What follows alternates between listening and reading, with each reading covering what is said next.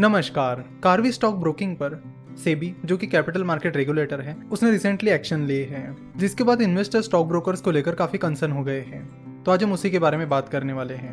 Karvy stock broking, जिसके पास 2.5 लाख से ज्यादा कस्टमर बेस है, उसे सेबी ने नए कस्टमर लेने से बैन कर दिया है। अब सवाल आता है कि सेबी ने ऐसा क्यों किया। तो उसके पीछे मेन कारण ये है कि कार्वी स्टॉक ब्रोकिंग ने कई सारी फ्रॉडुलेंट एक्टिविटीज की है।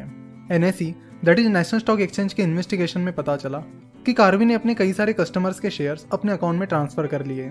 उसके बाद उन शेयर्स को प्लेज रखकर यानी गिरवी रखकर उन पर लोन लिया और वो पैसा कार्वी की ही एक और company Karvy Realty Private Limited को ट्रांसफर कर दिया। तो इस तरह कार्वी ब्रोकिंग ने करीब 1100 करोड़ रुपए कार्वी रियल्टी को ट्रांसफर कर दिए और ये सब कुछ उन्होंने अप्रैल 2016 से अक्टूबर 2019 के बीच किया। यानी पिछले 3-3.5 सालों से कार्वी ब्रोकिंग ये लगातार कर रही है। इस केस की और भी डिटेल इंक्वायरी चल रही है, जिसके बाद और भी कुछ चीजें सामने आ सकती है। और ये ऐसा पहला किस्सा नहीं है, इसके पहले भी ऐसी कई सारी केसेस हो गई है। रिसेंटली सेबी ने BRH वेल्थ क्रिएटर्स को भी बैन कर दिया है। उन्होंने भी कुछ इसी तरह का काम किया था।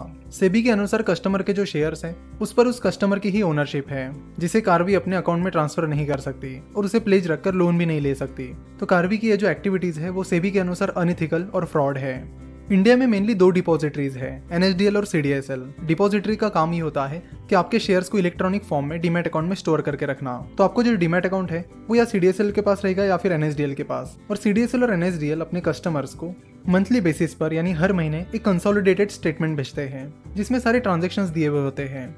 साथ ही आपके पास कितने शेयर्स हैं उनकी डिटेल भी उसमें दी गई होती है। तो हम जनरली इन चीजों को देखना अवॉइड कर लेते हैं। तो आप मंथली बेसिस पर इन स्टेटमेंट्स को चेक कीजिए और आपके जो नंबर ऑफ शेयर्स हैं उनको चेक कर लीजिए कि क्या उनमें चेंजेस तो नहीं हुए हैं। और ट्रांजैक्शन भी देखिए कि उसमें कोई एक्स्ट्रा ट्रांजैक्शन तो नहीं है। अगर आपको उसमें कुछ गड़बड़ नजर आती है तो आप तुरंत उस ब्रोकरेज फर्म को कांटेक्ट कीजिए और उनसे एक्सप्लेनेशन मांगिए। अगर आप उनके एक्सप्लेनेशन से सेटिस्फाइड नहीं है तो आप NSE और BSE पर उस ब्रोकर के खिलाफ कंप्लेंट फाइल कर सकते हो।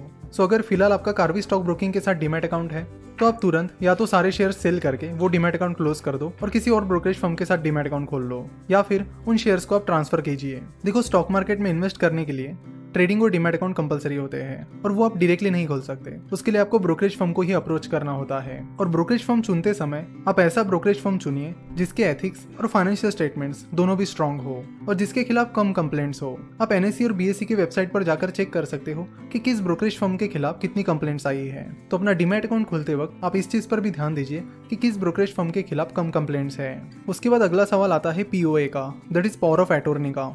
जब भी आप डीमैट अकाउंट खोलते हो तो ब्रोकरेज फर्म आपसे पावर ऑफ अटॉर्नी का फॉर्म लेते हैं। तो जब भी आपको शेयर सेल करने की जरूरत होती है तब आपके ब्रोकर को आपके POA की जरूरत होती है। तो बेसिकली 2 टाइप्स के POAs होते हैं, जनरल POA और स्पेसिफिक या लिमिटेड POA। तो POA फॉर्म सबमिट करते वक्त आप जनरल POA देना अवॉइड कर लीजिए और स्पेसिफिक या लिमिटेड पावर ऑफ अटॉर्नी ही दीजिए। कार्वी की इस हरकतों के बाद कई सारे brokerage firms non POA system के साथ आ रहे हैं। तो आप ऐसे ब्रोकरेज फर्म्स के साथ अपना अकाउंट खोल सकते हो, क्योंकि नॉन POA सिस्टम में वो ब्रोकरेज फर्म आपके अकाउंट से शेयर दूसरे अकाउंट में ट्रांसफर नहीं कर सकते हैं। जितने भी स्टॉक ब्रोकर्स होते हैं वो NSE और BSE, that is stock exchanges के मेंबर होते हैं, जिन पर स्टॉक एक्सचेंजेस का रेगुलेशन होता है। सो अगर कार्वी 2016 से एक्टिविटी कर रही है तो फिर NSE अब तक क्या कर रही थी। और जब लोगों के शेयर्स कार्वी ब्रोकिंग कस्टमर के अकाउंट से अपने अकाउंट में ट्रांसफर कर रही थी तो NSDL और CDSL ने भी उस पर ध्यान नहीं दिया। ये कैसे पॉसिबल है। और उसके बाद जब कार्वी ने ये शेयर्स प्लेज रखे यानी बैंक के पास गिरवी रखे तो बैंक ने भी थर्ड पार्टी के शेयर्स कोलैटरल पर कैसे लिए।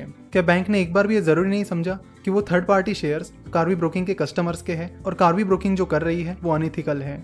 और कार्वी ब्रोकिंग के इस इतने सीरियस केस के लिए कार्वी ब्रोकिंग पर सेबी ने जो एक्शन ली है वो इतने सीरियस नहीं है। और हर बार की तरह जब भी कोई स्कैम और फ्रॉड होता है नुकसान इन्वेस्टर्स को ही होता है, इसलिए इन्वेस्टर्स को ही इन चीजों पर अटेंशन देना होगा। आशा करता हूं कि आपको आज का वीडियो पसंद आया होगा। रिसेंटली हमने कोर्स लाया है जिसका नाम है stock market course for intermediates, जिस पर फिलहाल प्री बुकिंग ऑफर चल रही है और ये प्री बुकिंग ऑफर इस संडे तक यानी सिर्फ 1 तारीख तक रहेगी। तो इस प्री बुकिंग ऑफर का फायदा आप जरूर लीजिए। साथ ही stock market course for beginners और stock market course for intermediates, इन दोनों का कॉम्बो पैक भी आ गया है जो आपको सिर्फ 999 रुपीज में मिल रहा है।